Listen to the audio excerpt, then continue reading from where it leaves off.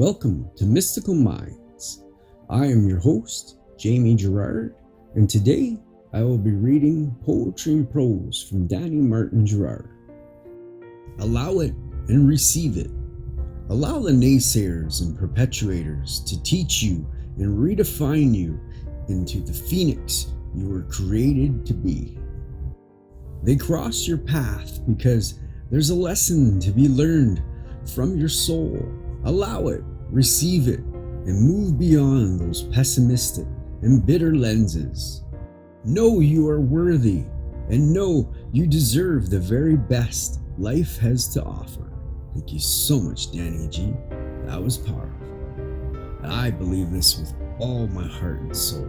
I believe you should follow your heart no matter what.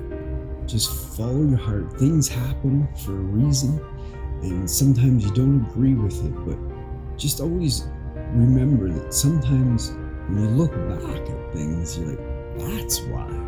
So that's why just let it go. Experience what it was and then let it go.